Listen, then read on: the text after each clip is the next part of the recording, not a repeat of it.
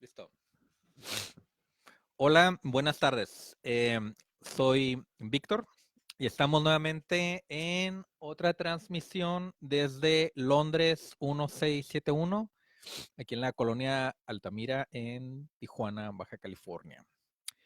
Bueno, esta noche, tarde tirando la noche, vamos a continuar un poco con la charla que iniciamos hace un par de semanas sobre hacia dónde va la novela actual en el mundo y también pues no, o sea, quiero decir que no va a ser exclusivamente en México, va a ser en varios lugares. Ok, la vez anterior platicamos de esto con Erika y con Horacio. En esta ocasión pues voy a estar yo solo y voy a platicarles acerca de algunas cosas que están sucediendo de forma recurrente en nuevas novelas. Quiero iniciar diciendo que hay desde hace un par de años flotando una idea pesimista de que si la novela está acabando, que si está ya dando como el último suspiro o si se está transformando únicamente. Ahorita recuerdo al escritor estadounidense Philip Roth que decía que la novela era un animal muriendo. Sí. Decía que era un animal muriendo porque hace falta tener cierto... un saludo a las personas que están conectando. ¿Qué tal? Y que hacía falta tener cierto grado de atención, de dedicación, de devoción, y esas cosas, pues desafortunadamente son muy difíciles de tener en tiempos recientes. Vale la pena mencionar que este pesimismo sobre la novela no es algo reciente, no es algo particular de la novela del siglo XXI. Eh, cada vez que ha habido ciertas transformaciones en esta forma de escritura, ha habido crítica que dice que no, que esto ya no da para más, que se va a eliminar, que se va a terminar o que va o que ya no va a salir nada nuevo. Eso pasó, por ejemplo, en los 60s, cuando salió la nueva novela que llaman el Nouveau Roman, que eran novelas que salieron principalmente en Europa, en Francia, que ya no tenían que ver con, no estaban centradas en cosas particulares como los personajes, las acciones, el trama inclusive, sino eran cosas más introspectivas, que ya había antecedentes de eso, como lo que... hola, buenas tardes. Ya había antecedentes de esos como las novelas de Virginia Woolf, ¿no? Bueno, entonces esto se va a concentrar sobre todo en las novelas del siglo XXI. Y pues voy a mencionar algunas cosas que se notan recurrentes en la forma. Una cosa de la cual ya habíamos platicado es que parece que se están como desvaneciendo, por decirlo así, la línea que separa lo que es la ficción y la no ficción, o como llaman en Estados Unidos para propósitos mercantiles, ¿no? El fiction, non-fiction. Pero ahora hay muchas novelas que son como entre géneros, que para propósitos comerciales en Estados Unidos sería pues difícil clasificar, ¿no? Por ejemplo, la poesía, ¿no?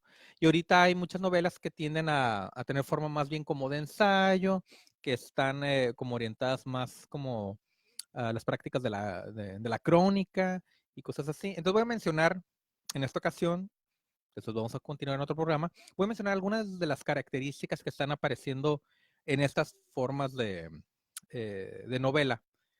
Algunas ya las mencionamos la semana pasada, pues voy a tratar de no redundar.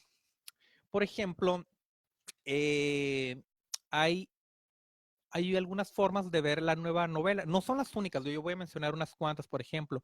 Una es la idea que podemos llamar como el anti-Chekhov. ¿Okay? Ubican a Chekhov.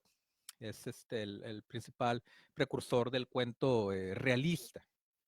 a diferencia del cuento fantástico, que es más bien como atribuido como Borges, por ejemplo, como ese tipo de escritura. Bueno, entonces de la novela realista, como Chekhov, que tiene un drama de casa, que es uno de sus libros más conocidos, no lo voy a parafrasear tal cual, pero hay como una ley, por decirlo así, que es conocida entre escritores, que dice algo así como que si aparece en un momento de la historia una pistola, en algún momento se debe de disparar.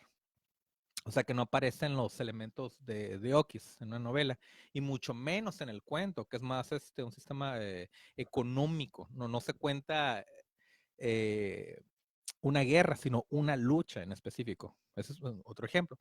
Bueno, entonces la idea anti-Chekhov sería caer en cosas que no son necesariamente inmediatamente identificables como congruentes, que a su vez pueden tener otro tipo de congruencia que ahorita les digo. Por ejemplo, puede haber algo que no tiene una resolución, a diferencia, digamos, que la pistola, en algún momento, antes de terminar el libro, se va a disparar. Entonces, muchas veces estos recursos, como estas aparentes incongruencias, son recursos específicamente para causar ese como shock de confusión. Entonces, sigue siendo un recurso, ¿no? Es como una confusión intencional, ¿no? Bueno, esa es una forma. También podríamos mencionar lo que llamó, ay, mira, aquí muchas gracias, un traguito de café. Gracias al joven productor que me acercó esta tacita de café. Ahora sí por ese programa de libros y todo ese show, ¿no? Faltaba el chatcillo de café, ¿eh? Como no se me ha ocurrido. Bueno, entonces, lo que llamaba ese escritor Álvaro, ¿cómo se apellida? Ahorita me voy a acordar de su apellido. Bueno, él tenía una idea que es como el agujero de la rosca. Quiere decir que hay un tipo de narrativa que nos lleva a conclusiones, pero por deducción. O sea que se dice sin haber sido eh, hablado o escrito, sino que se deduce, como cuando dicen, es blanco, chiquito, hace cuac, cuac, pues ya deducimos más o menos de qué estamos hablando. La elipsis o el eufemismo me están diciendo. Ok. Ok, entonces en la elipsis es donde no se menciona. Hey, un saludo, ¿qué tal? Hola Abraham y hola Marcia, ¿qué tal? Bueno, qué bueno que nos están sintonizando porque este programa es interesantísimo. Voy a quedar grabado para verlo al ratito. Ahorita sigue Horacio, ¿eh? Y Erika no va a venir hoy, me parece. Bueno, entonces, ¿qué les decía? Ah, sí. Ok, entonces el agujero de la rosca es básicamente dar a entender en la narrativa sin ser explícito. Por ejemplo, el poeta Mallarmé, Stéphane Mallarmé, mencionaba esto. Si recuerdan el poema que Un coup d'idée jamais abolir l'azar, que un lance de dados jamás abolirá el azar. Hay unos huecotes vacíos y dice que esos espacios son intencionales para causar un efecto y deducir algo poético, ¿no? Eso también ha pasado como más adelante vamos a hablar de esto, de historias que dieron como el brinco a las artes gráficas o viceversa, los artistas gráficos que más bien aterrizaron en la parte literaria, ¿no?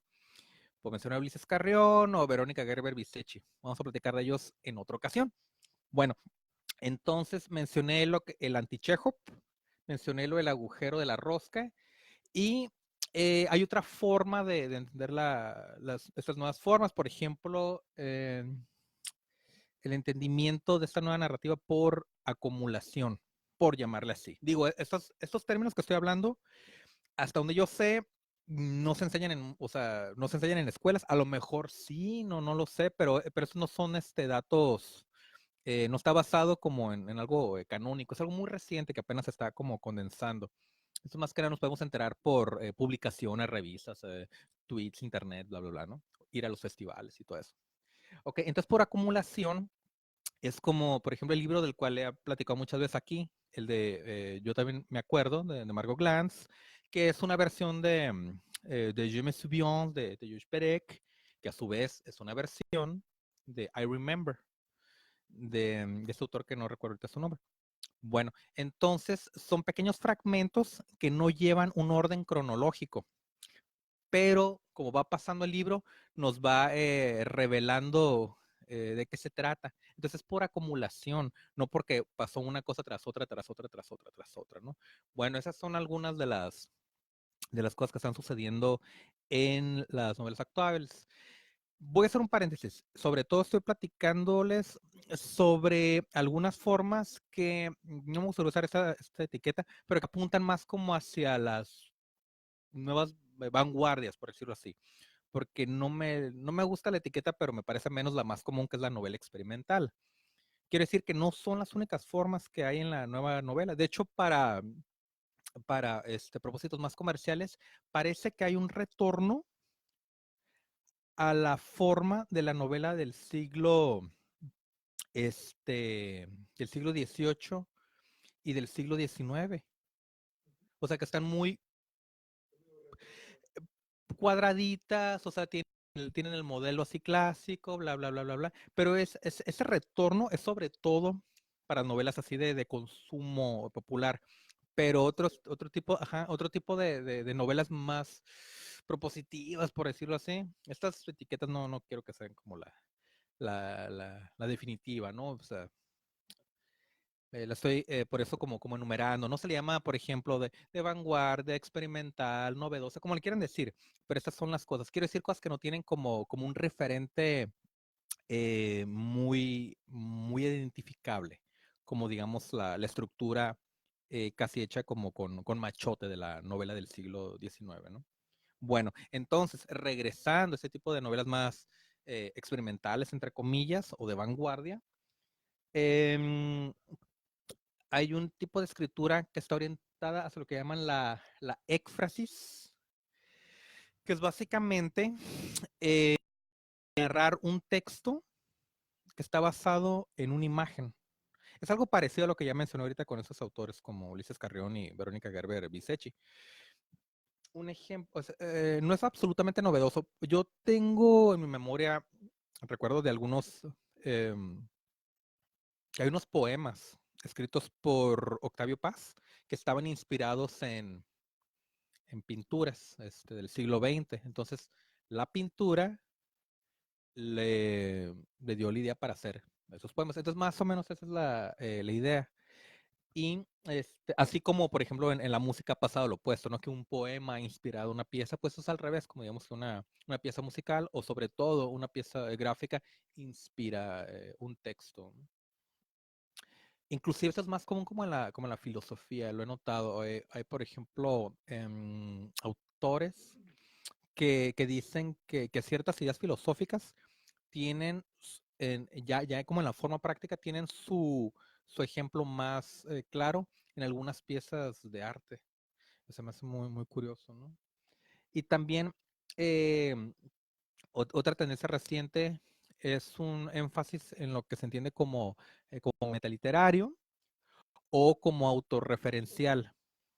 Por ejemplo, libros que básicamente se tratan sobre literatura y no son ensayos literarios. Quiero decir que son como si fuera un mundo completamente cerrado, como que no pertenecieran al mundo de afuera. Es como el libro por el libro y todo tiene que ver como con literatura. Mencionaré, por ejemplo, a Enrique Vilamatas y hay otros que ya les mencionaré. Interliteralidad también se conoce así. Y autorreferencial, por ejemplo, hay una pieza de teatro de Elizondo donde los personajes del público aparecen como parte de la escena y los actores se bajan del escenario, entonces como que se rompe como la continuidad de que es real, que es irreal, el actor sabe que es actor y cosas así, ¿no? Que ya están haciendo también en cine. Y otra cosa que menciono como una tendencia, no sé cómo llamarle, pero es una mezcla, no, más bien es como una convivencia, porque no se mezcla del lleno. Eh, un tipo de narrativa que es como culta, por decir así, que va intercalada con lenguaje coloquial, o lo que llaman en inglés el slang, o en francés el argot. Es como narrativa muy culta, que convive con cosas así como callejeras, como bla, bla, bla, o cosas muy poéticas con cosas muy como pues, poquito degradadas o corrientes. Se me ocurren dos ejemplos, lo que hacía el autor Jean Genet, que ya lo he mencionado anteriormente, que es un lenguaje muy poético, muy delicado, pero escribe sobre cosas muy degradantes, ¿no? También otro autor que hemos mencionado aquí, Severo Sarduy, un lenguaje así muy denso, barroco o neobarroco, pero no hay que ser muy poderoso para leerlo, como hemos comentado aquí. Y ¿qué más les puedo decir? Otra cosa que eso ya merita toda una... Lo de los textos prestados, robados o tomados. Qué curioso. Que es algo que en otras artes se ya tiene mucho permitiéndose, ¿no? En la pintura, pues esta pintura a partir de esta otra pintura de hace 2 siglos, ¿no? O en la música lo que llaman el muestreo, ¿no? El sampling. Bueno, salió de aquí, pero se usa para acá. Y en los textos esto era hasta un tiempo prohibidísimo, ¿no? Y ahorita ya se está introduciendo más esto, cosas de la vida ordinaria, de otras novelas, y luego hay un momento en el que no se sabe si es algo ficticio, se hace pasar por la verdad o viceversa, ¿no? Hay un libro muy interesante de Cristina Rivera Garza que se llama Los muertos indóciles, donde menciona mucho ese tipo de cosas de los textos prestados y bla, bla. Y parece que hay como cierta tensión que me gustaría como explicar más a detalle, tal vez en otra ocasión que tengamos más tiempo.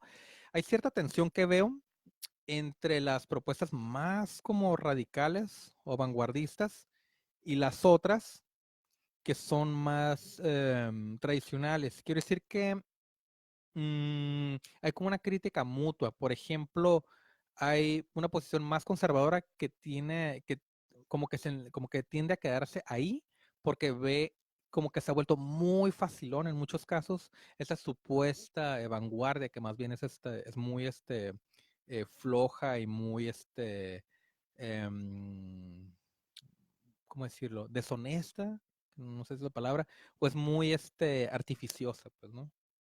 Entonces, por no caer en uno, se van al polo opuesto, entonces está muy curioso. Pero también hay escritores que proponen que es un punto intermedio de lo ideal. Inclusive se menciona que la verdadera vanguardia es una continuidad de lo clásico, que no es así inamovible como debió de haber sido, como se va a quedar, ni tampoco cualquier propuesta así facilona que tiende o tiene las pretensiones de ser algo novedoso per se, ¿no? Bueno, eso ya merita tal vez otra plática que me gustaría tener con Erika y con Horacio. Entonces, sobre esto del tomar prestado textos y fusilarse cachitos y que sí, que no, que sí, que no. Cierta narrativa tiene una connotación indirectamente política, o quiero decir que está conectada con la sociedad, ya sea de forma muy evidente o o refleja su contexto. Estoy hablando ya casi más bien como de sociología. Hey, hola a las personas que se acaban de conectar. Liciana, ¿qué tal? Y con esto quiero decir que no nada más las novelas reflejan el mundo actual, o sea, situaciones recientes, bla, bla, sino reflejan cierta sensibilidad de cómo se acepta el mundo. Por ejemplo, que se introduzcan cosas nuevas que no existían, que bla, bla, bla, puede ser más o menos asociado a estas ideas que se entienden, no sé si es la etiqueta correcta, pero es la que se usa. Ideas democráticas, ¿no?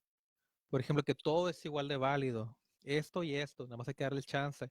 Entonces hay ciertos tipos de literaturas que dicen, se vale meterlo porque todo debe ser incluido, al menos para hacer la prueba o para ver qué sucede. O por ejemplo, las ideas de Foucault de la muerte del autor. No, no, no, que el autor ya no es otra cosa más que como un coordinador, algo así, como un maestro, en el sentido del maestro de la orquesta, pues.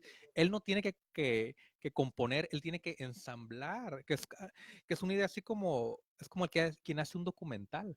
Tiene un crédito y hay un esfuerzo intelectual, pero esas escenas no son actores, es como un collage. Entonces, esto se presta para un debate, ¿no? De qué tan interesante, qué tan válido, dónde queda la escritura y la imaginación, y también abre otras puertas, hacia, por ejemplo, qué hay del periodismo, el nuevo periodismo. Recordemos a Tom Wolfe con su Radical Chic, o Kapuczynski, ¿no?